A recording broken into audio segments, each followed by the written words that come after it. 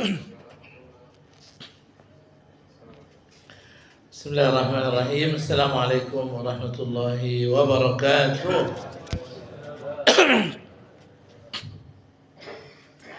Innal hamdalillah nahmaduhu wa nasta'inuhu wa nastahdihi wa nastaghfiruh wa na'udzu billahi min shururi anfusina min sayyiati a'malina may yahdihillahu fala mudilla lahu wa man yudlil fala hadiya lahu. Amma ba'du, rabbi shrah li sadri wa yassir li amri wa hlul 'uqdatam min lisani yafqahu qawli. Allahumma la ilma lana illa ma 'allamtana innaka antal alimul hakim wa tub 'alaina innaka antat tawwabur rahim. Allahumma la sahla illa ma ja'altahu sahla wa anta taj'alul hazna idza syi'ta sahla. Allahumma sahhil umurana, Allahumma 'allimna ma yanfa'una wanfa'na bima 'allamtana, Allahumma zidna 'ilman wa alhiqna bis salihin. Jamaah sekalian dirahmati Allah Subhanahu wa taala. Siang hari ini insyaallah kita akan melanjutkan kajian kita di kitab Riyadhus Shalihin. Kita masih di bab sabar dan cukup banyak hadis yang disebutkan oleh Al-Imam An-Nawawi dalam bab sabar ini, ada sekitar 29 hadis ya. Memang panjang. Kenapa? Karena sabar itu berat jemaah sekalian. Ya, dan dia selalu kita butuhkan dalam kehidupan kita.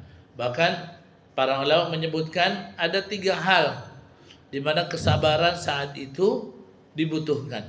Dan 3 hal ini yang mengisi kehidupan kita semua. Contoh misalnya, ada yang sabar pertama itu ada as-sabru 'ala ta'ah. Sabar melakukan ketaatan. Itu kan setiap hari kita itu. Ya. Contohnya misalnya kita mau sholat subuh berjamaah, itu harus butuh sabar tuh jemaah sekalian. Kalau nggak sabar nggak beres tuh, ya. Nggak bisa dilaksanakan. Yang kedua jemaah sekalian, as-sabru 'anil ma'siyah. Sabar ketika seseorang ingin meninggalkan kemaksiatan. Karena kalau sudah di hadapan kita ada kesempatan untuk melakukan kemaksiatan, itu biasanya syaitan itu tidak akan tinggal diam. Orang nih dapat jabatannya basah, becek, nggak bersih-bersih, nggak kering-kering jemaah sekalian. Itu biasanya jabatan begini biasanya jadi inceran banyak orang. Kalau orang sudah duduk di situ, itu biasanya syaitan datang. Pasti dia bilang, ya, ente tahu, ente punya kedudukan nih, banyak orang ngincer, ya, semua nggak dapat, ente cuman yang dapat. Tuh, makanya ana wasiat buat ente, tulus nih ana mau ngasih tahu. Manfaatkan kesempatan ini baik-baik, gitu. Nih kalau orang nggak kuat jemaah sekalian, pasti jawabannya bener juga lo setan, jemaah sekalian. Iya, ya. Akhirnya ya sudahlah, kesempatan mau diapain aja tuh, ya. Nah, yang ketiga jemaah sekalian, ini as-sabru 'alal qada. Jadi sabar atau as-sabru 'alal musibah. Sabar dalam urusan musibah. Dan kita lihat ya, segala urusan dalam dunia ini secara umum kehidupan kita itu mamluun, ya. Kehidupan kita itu penuh dengan ujian. Penuh dengan ujian. Kalau kehidupan kita, kata teman-teman, kalau kehidupan kita itu penuh dengan cucian, itu namanya laundry. Ya, tapi kehidupan kita itu penuh dengan ujian karena memang tabiat kehidupan dunia seperti itu. Kalau ada orang yang kehidupannya itu bersih atau sepi dari ujian, nggak ada kesulitan sama sekali. Barangkali yang pantas untuk mendapatkan itu adalah Nabi kita Muhammad Sallallahu Alaihi Wasallam. Tapi ternyata beliau nggak begitu. Beliau sendiri yang mengatakan asyaddun nasi balaan al-anbiya. Orang yang paling berat ujiannya itu adalah para nabi. Ya. Dan kita ini pasti akan mendapatkan ujian-ujian dan kesulitan itu. Dan di 3 hal ini kita butuh yang namanya kesabaran. Gak mampu kita itu melaksanakan ketaatan, meninggalkan kemaksiatan, kemudian bisa bertahan menghadapi musibah tanpa kesabaran. Makanya kesabaran itu sangat dibutuhkan. Ingat, jangan fahami kesabaran itu dengan makna yang keliru. Ya, ada orang bilang sabar itu kalau ditempeleng yang kanan, kasih yang kiri. Itu bukan sabar. Itu namanya bahlul, jamaah sekalian. Ya, masa di kanan ditempeleng kasih yang kiri juga? Ya, nggak begitu. Nah, dia itu kekuatan. Sabar itu kekuatan. Kita ini bisa naik sepeda, jemaah sekalian, itu karena kita sabar. Karena kita sabar, maka kita semua ini bisa naik sepeda. Kalau dulu kita nggak sabar, orang belajar naik sepeda itu kan hukumnya apa, Pak Mamun? Hukumnya apa? Jatuh naik sepeda ketika belajar. Itu fardu ain, bukan fardu kifayah. Fardu ain itu. Orang naik sepeda itu belajar tuh wajib hukumnya jatuh. Tapi kalau habis jatuh dia nggak bangun lagi, kapok gua. Nggak ada yang bisa belajar naik sepeda. Dia nggak ada yang bisa naik sepeda kita. Makanya kita bilang kesabaran itu adalah sebuah kekuatan. 3 hal ini nggak mungkin kita bisa lakukan. Ya? Jamaah sekalian dirahmati Allah Subhanahu Wa Taala. Siang ini saya akan memberikan satu poin yang penting yang ada hubungannya dengan hadis-hadis yang disampaikan oleh Al-Imam An-Nawawi. Ya. Apa poinnya jamaah sekalian? Bahwasanya orang yang sabar itu, ya, orang yang sabar itu salah satu di antara tandanya adalah tidak gampang dia itu marah. Jadi tidak gampang dia itu marah. Saya ambil dari poin dari hadis yang ke-24 dari bab sabar ini. Saya akan bacakan hadisnya. Wa an Abi Hurairah radhiyallahu anhu anna rajulan qala lin nabiy sallallahu alaihi wasallam awsini qala la taghdab faraddada miraran qala la taghdab rawahu al-Bukhari. Jadi hadis ini diriwayatkan oleh al-Imam oleh Abu Hurairah, sahabat Nabi yang namanya Abu Hurairah. Dia ini mengatakan bahwa ada rajulan, ada seorang laki-laki yang datang ke Nabi. Kemudian orang itu mengatakan, "Ausini, tolong beri wasiat aku ya Rasulullah." Kemudian orang Nabi itu memberikan wasiat. Wasiatnya pendek. La taghdab, jangan kamu marah. Faraddada miraran, lalu diulangi lagi oleh Nabi sallallahu alaihi wasallam, ya. La taghdab, jangan kamu marah. Kenapa diulangi lagi? Karena orang itu menganggap wasiatnya terlalu pendek. Gitu. Dalam riwayat lain itu disebutkan bahwa yang datang ini bilang memang sama Nabi, "Ya Rasulullah, saya ingin mendengar dari Anda perkataan, wasiatlah buat. Tapi jangan banyak-banyak, supaya saya bisa ngerti, saya bisa hafal." Ya sudah, Nabi kasih yang pendek. La taghdab, jangan marah. Kata dia bilang. Wah, dia pikir kan minta yang dikit, dikasih dikit banget sama Nabi. Karena dia pikir terlalu sedikit, maka dia bilang lagi, tambah lagi ya Rasulullah. Tambahnya apa? La taghdab, kata Nabi, jangan marah gitu kan. Setiap kali orang itu minta tambah, Nabi jawabannya cuma la taghdab gitu, la taghdab gitu. Jangan marah, jangan marah. Terus ada riwayat lain juga yang menyebutkan bahwa orang yang datang ini dia mengatakan gini, "Ya Rasulullah, tolong tunjukkan kepada saya sebuah amalan yang kalau saya kerjakan, saya bisa masuk surga," katanya. Tapi jangan banyak-banyak. Nabi bilang, la taghdab. Ya. Jangan kamu marah. Karena terlalu sedikit, dia nanya, tambahin lagi ya Rasulullah. La taghdab. Sampai 3 kali orang itu mengatakan suruh minta tambahan lagi. Terakhir Nabi mengatakan, la taghdab walakal jannah. Jangan marah, kamu nanti akan masuk surga. Habis itu diam. Karena dia memang maunya masuk surga. Gitu. Ini hadis, ya. Jamaah sekalian dirahmati Allah Subhanahu wa taala. Ya. Hadis ini perintahnya secara zahir disebutkan jangan marah, gitu kan. Ustaz, berarti kita nggak boleh marah. Kata para ulama, jangan fahami seperti itu langsung. Ya. Sebab manusiawi lah.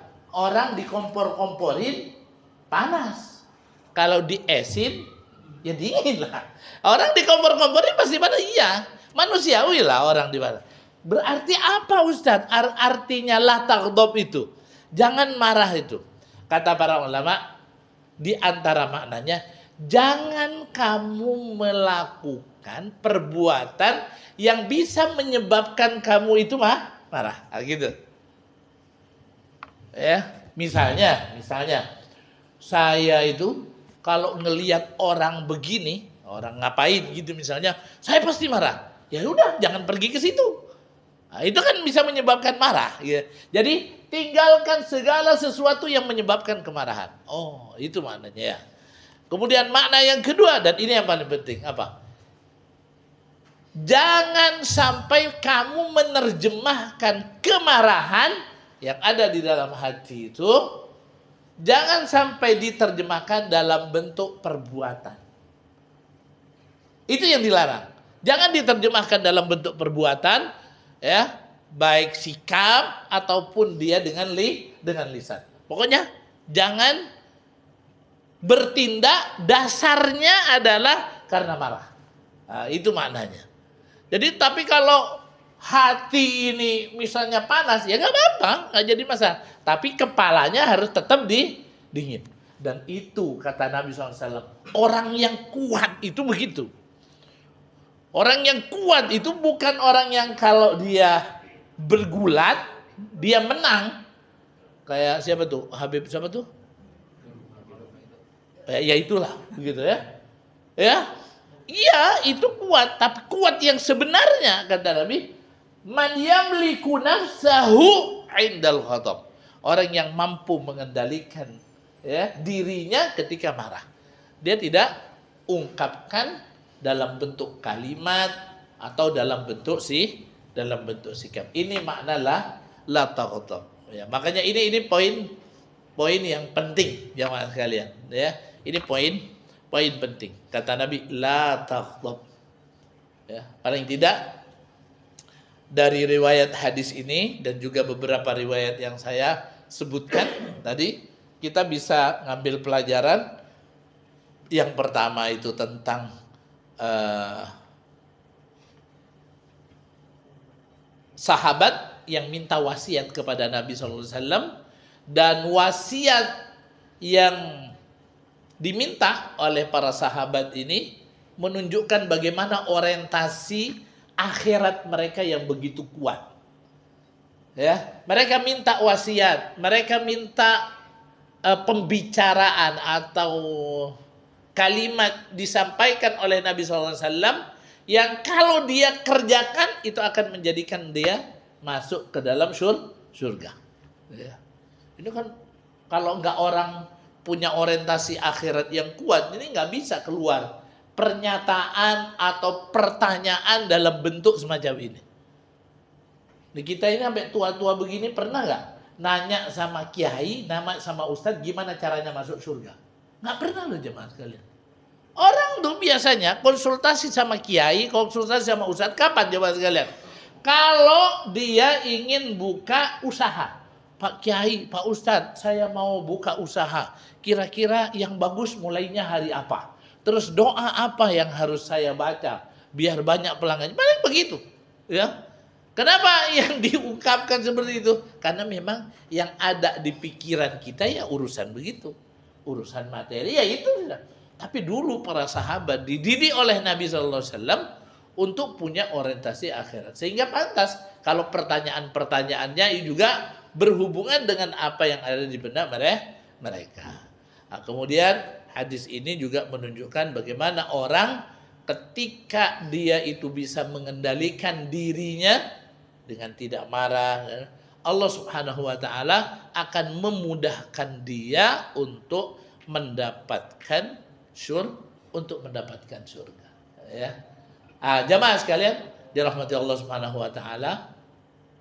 Kenapa Nabi sallallahu alaihi wasallam melarang kita untuk marah? Karena orang yang terbakar dengan kemarahannya, ya, ketika dia bersikap berkata-kata atau dia bersikap ya dengan biasanya tidak jernih, biasanya nggak bagus. Ya, makanya hakim itu nggak boleh memutuskan perkara dalam kondisi dia marah, karena pikirannya nggak jernih. Orang nggak bisa berpikiran lurus jemaah sekalian kalau lagi marah. Ya, ada beberapa kondisi sih hakim itu nggak boleh marah, misalnya itu nggak boleh. Ya. Jadi kalau di rumah lagi ada masalah, marahan sama keluarga, kemudian dia datang ke pengadilan gitu, nggak boleh sudah. Sampai reda dulu, tinggalkan di rumah, ya. Sampai reda dulu baru boleh. Ada hal yang lain lagi, misalnya hakim tuh kalau kebelet juga nggak boleh, ya. Kebelet tuh biasanya pikirannya aja nih, ya. Jadi gini, mau bersikap, mau berkata-kata itu biasanya kalau kondisinya marah, kebanyakan nggak benar. Kalau orang marah, dia bersikap di rumahnya gitu misalnya, dia marah. Dia macam-macam jemaah sekalian. Ada barang yang dihancurin. Jadi ternyata kadang-kadang kalau orang marah, piring terbang itu bukan dari langit, bukan dari dapur jemaah sekalian. Karena orang marah sudah. Ya kan? Hancur semuanya, ya. Nah, itu kalau sudah marah. TV dihancurin, ini dihancurin gitu. Iya. Atau kalau ngomong biasanya nggak benar juga. Saya jadi ingat di kampung saya di Madura jamaah sekalian, tuh pernah ada seorang wanita marah-marah sama seorang laki-laki. Dan kejadiannya di tengah jalan dia, ya. Dong maki-maki laki-laki ini, ya. Terus untuk merendahkan si laki-laki, dia ingin mengatakan, mohon maaf, dia ingin mengatakan bahwa wajahnya yang laki-laki itu kayak bokongnya dia. Tapi karena marah, kebalik ngomongnya jemaah sekalian. Akhirnya dia mempermalukan dirinya sendiri, ngata-ngatain dirinya sendiri. Tapi dia diam aja, nggak sadar. Tapi orang senyum-senyum. Kenapa? Ya begitulah, ya. Makanya Nabi Shallallahu Alaihi Wasallam itu memberikan tips kepada kita. Gimana caranya? Kalau kita kondisinya marah, gimana caranya supaya tidak bisa diterjemahkan dalam bentuk sikap, ya, perbuatan atau kata-kata. Ya. Nomor satu kata para ulama, hendaklah dia karena memang mau bersabar seperti ini memang bisa dilatih. Bisa dilatih. Kata Nabi SAW dalam hadisnya, man tasabbara sabbarahullah. Siapa orang yang melatih dirinya supaya bisa bersabar, Allah akan sabarkan dia. Jadi berusaha untuk menahan gitu. Apa yang bisa memberikan kekuatan ya buat dia? Nomor satu misalnya, hendaklah dia membaca riwayat-riwayat atau sejarah orang-orang soleh terdahulu. Bagaimana mereka bersabar? Ya, tentunya contoh yang paling bagus adalah Nabi kita Muhammad Shallallahu Alaihi Wasallam. Ya. Misalnya kalau kita baca, mungkin kita sering mendengar cerita ini. Ada orang dia min ahlil kitab, ya. Dia orang Yahudi. Kemudian dia pernah membaca di dalam kitab sucinya bahwa Nabi yang terakhir itu sabarnya luar biasa. Kalau kamu sakitin dia, dia akan bersabar. Tambah keras kamu kepada dia, akan tambah sabar dia sama kamu. Pernah dia ingin mencoba Nabi SAW, ngetes Nabi. Orang ini, orang Yahudi ini, Nabi pernah berhutang sama dia. Hutangnya itu belum jatuh tempo. Tapi dia sudah keburu memang ingin ngetes Nabi. Sebelum jatuh tempo, didatengin Nabi SAW. Dan saat itu beliau bersama beberapa sahabat. Di antaranya ada Sayyidina Umar. Beliau menggunakan serban, jemaah sekalian. Dia datang, kemudian apa yang dia lakukan? Dia hampiri Nabi. Kemudian ditarik selendang Nabi itu sambil dia mengatakan, "Iqdi dainak ya Muhammad." Bayar hutangmu wahai Muhammad. Ditariklah dia, sampai membekas merah di leher Nabi SAW. Sahabat yang kecintaannya kepada Nabi itu luar biasa, nggak terima. Sayyidina Umar itu marah-marah jamaah sekalian. Kalau diizinkan mungkin orang ini akan dibunuh oleh beliau. Tapi ternyata melihat kejadian ini, orang yang menarik selendang Nabi, kemudian Sayyidina Umar yang marah-marah sama orang itu, Nabi SAW mengungkapkan kata-kata. Dan itu tidak ditujukan kepada orang tersebut, tapi ditujukan kepada Sayyidina Umar. Apa kata beliau? Beliau mengatakan gini, "Umar, aku dan orang ini membutuhkan sikap bukan yang seperti itu. Aku lebih butuh, jadi aku dan orang ini lebih butuh sikap yang bukan seperti yang kamu tampakkan tadi." Terus apa yang dibutuhkan oleh Nabi? Kamu kan bisa bilang sama orang ini, kalau kamu pingin nagih hutang, ya tagihlah baik-baik. Kan kamu bisa bilang begitu, nggak usah marah-marah. Terus kamu bisa bilang sama saya, "Ya Rasulullah, kalau Anda punya hutang, bayarlah." Kan bisa begitu. Jadi ternyata orang itu sama sekali tidak dimarahi oleh Nabi. Bahkan kalimat Nabi itu ditujukan kepada, nasihat Nabi ditujukan kepada Sayyidina Umar. Tapi efeknya luar biasa memang jamaah sekalian. Orang itu mendapatkan pembenaran apa yang dia baca di dalam kitab sucinya, bahwa Nabi terakhir itu memang penyabar. Dan itulah yang menjadikan orang itu akhirnya masuk Islam. Dia bersyahadat karena itu. Dan perlu diketahui ya jemaah sekalian, kesabaran, akhlak yang ditampakkan oleh Nabi SAW itu lebih banyak memasukkan orang ke dalam Islam saat itu. Ya, dibandingkan dengan mukjizat, ya. Kalau dulu mukjizat ketahuan oleh banyak orang tapi nggak masuk Islam juga. Ya. Tapi kalau akhlak itu luar biasa. Kalau mukjizat itu, siapa yang tidak melihat mukjizat Nabi ketika Nabi itu membelah bulan? Kan bulan itu ada di langit, jemaah sekalian. Ketahuan semuanya. Pasca Isra Mi'raj, kalau kalian tidak percaya aku ini adalah Nabi dan aku pergi ke Masjidil Aqsa itu, bukan pergi sendiri, tapi aku diperjalankan dan Allah Maha Kuasa. Sudah, aku akan buktikan kalau aku Nabi itu dengan cara aku akan belah bulan itu di hadapan kalian. Tapi nunggu nanti bulan purnama. Bulan purnama datang, keluar orang-orang Arab jemaah sekalian semuanya ingin melihat Nabi membelah bulan. Dan dari jauh Nabi SAW menunjuk dengan telunjuk beliau dari jauh. Dan bulan itu dibelah oleh beliau. Dan benar-benar terbelah. Ya. Kemudian kembali lagi. Tak satu pun yang masuk saat itu. Nggak ada riwayat yang menyebutkan bahwa saat itu ada yang masuk Islam. Nggak ada. Ya. Bahkan yang ada yang bilang, ente memang tukang sihir yang luar biasa. Malah begitu komentarnya jemaah sekalian. Ya. Tapi kalau akhlak, banyak riwayat-riwayat yang menyebutkan bagaimana Nabi SAW itu sangat menarik ya dengan akhlaknya. Di antaranya akhlak kesabaran inilah. Kalau orang membaca cerita-cerita semacam ini, itu kan seperti ya, memberikan motivasi kepada dirinya untuk bisa. Jadi membaca sirah ya, Nabi, bagaimana Nabi bisa bersabar. Kemudian di antara yang perlu dilakukan oleh kita adalah ya membacalah hadis-hadis yang berkenaan dengan keutamaan sabar misalnya. Di antaranya ini saya akan bacakan hadis yang ke-23.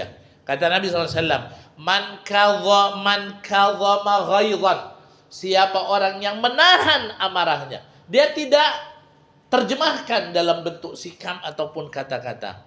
Wa huwa qadirun ala an yunaffidahu, padahal dia mampu menerjemahkannya sebenarnya, tapi dia tahan. Lain dengan yang nggak mampu. Si fulan tuh sabar banget. Bukan karena sabar begitu, dia nggak pernah balas. Iya, orangnya kecil dan dia nggak punya apa-apa. Yang bagus tuh, kata Nabi SAW, orangnya itu besar, orangnya punya kemampuan, ada yang menyakiti dia, tapi dia itu bersabar. Kata Nabi SAW, kalau ada orang yang seperti itu, maka kata Nabi, da'ahullah, akan dipanggil orang ini oleh Allah pada hari kiamat nanti, ala ru'usil khalaiq, di hadapan seluruh makhluk pada hari kiamat itu. Thumma yukhayyirahu minal huril 'aini ma syaa, lalu disuruh milih bidadari mana yang kamu mau, silakan pilih. Ini buat orang yang sabar. Ini baca hadis-hadis yang semacam ini akan memotivasi orang punya kesabaran, sehingga dia tidak menerjemahkannya dengan sikap ataupun kata-kata. Kemudian di antaranya juga yang perlu dilakukan itu adalah membaca ta'awudz. A'udzubillahi minasyaitonir rajim. Ini hadis yang kedua-dua diceritakan kalau Nabi SAW itu pernah melihat bersama para sahabat dua orang yang saling berantem. Dua-duanya marah. Wajahnya merah jamaah sekalian, urat lehernya sampai keluar. Kemudian Nabi SAW melewati mereka, melihat mereka, terus Nabi bilang sama sahabat yang ada saat itu, Inni la'a'lamu kalimah, sebenarnya aku ini punya satu kalimat, katanya, yang kalau dibaca oleh mereka ini, maka kemarahan yang ada pada diri mereka itu akan hilang. Kemudian Nabi ngasih tahu. Kamu tahu apa bacaannya? Kata Nabi, A'udzubillahi minasyaitonir rajim. Aku berlindung kepada Allah dari syaitan yang terkutuk. Kenapa? Karena kemarahan, menerjemahkan kemarahan dalam bentuk sikap dan kata-kata itu adalah dari syaitan. Berikutnya, al-wudu, kata Nabi SAW. Wudu. Beliau mengatakan al-ghadabu, kemarahan itu min fayhi jahannam. Dia itu adalah efek dari api. Al-ghadabu, jadi kemarahan itu minasyaitan. Nabi mengatakan kemarahan itu disebabkan karena kita dipengaruhi oleh syaitan. Wa syaitan khuliqa minan nar. Syaitan itu diciptakan dari api. Dan api itu akan padam dengan air. Oleh karena itu kata Nabi, kalau kalian marah, maka hendaklah kalian berwudu. Diperintahkan untuk berwudu. Karena itu akan mengademkan. Dalam riwayat lain ada lagi berikutnya apa? Diam. Jangan ngomong. Jadi kalau kondisi fa'id, idza ghadiba ahadukum, kata Nabi, falyaskut. Kalau salah seorang di antara kalian tuh marah, maka diamlah. Diam, enggak usah jawab sudah. Enggak usah. Mau dibilang penakut enggak apa-apa. Ya. Ketimbang kita jatuh pada perbuatan kemaksiatan nanti, ngomong sembarangan, ya. Kata Nabi, arahan Nabi, falyaskut, diam. Kemudian arahan Nabi berikutnya apa jemaah sekalian? Kalau orang marah supaya tidak diterjemahkan dalam bentuk sikap dan kata-kata, idza aghadiba ahadukum wa huwa qa'im. Kalau ada salah seorang di antara kalian yang dia itu marah dalam kondisi berdiri, falyajlis, maka hendaklah dia itu duduk. Kenapa? Ya biar lebih jauh dari piringnya mas kalian, ya kan? Jadi kalau orang tetap berdiri kan menerjemahkan dalam bentuk sikap, mau ngambil batu kek, mau ngambil apa, mau melempar kan lebih dekat. Tapi kalau sudah duduk kan tambah jauh. Kalau marahnya sudah hilang disebabkan karena dia sudah duduk, maka ya alhamdulillah. Kalau tidak masih marah, duduk masih marah, falyattaji', suruh rebahan. Wah, tambah jauh lagi dari piring itu jemaah sekalian. Ya. Jadi kalau kondisi berdiri, marah, duduk. Ya, kalau masih marah, suruh rebahan. Ya. Jadi ini arahan Nabi supaya tidak mudah diterjemahkan tuh dalam bentuk. Ini luar biasa ya. Masyaallah muslimin rahimakumullah ya. Banyak hal dalam kehidupan kita ini yang mungkin ya akan membuat atau memancing kemarahan kita. Kita boleh marah ya, panas hati kita, tapi tolong jangan diterjemahkan dalam bentuk sikap dan kata-kata. Maka kita akan termasuk orang yang punya kekuatan. Ya. Ini mungkin ya poin terakhir yang ingin saya sampaikan di bab kesabaran. Mudah-mudahan ini ada manfaatnya bagi saya pribadi dan juga bagi jamaah sekalian. Kita cukupkan ya, mungkin sampai di sini aja. Kita akan ketemu lagi insyaallah pada pertemuan bulan depan. Semoga Allah Subhanahu wa taala panjangkan umur kita fi taatihi, dalam ketaatan kepadanya. Saya ingin mengajak jemaah sekalian baca hamdalah, alhamdulillahirabbil alamin. Kita baca sayyidul istighfar dan kafaratul majlis.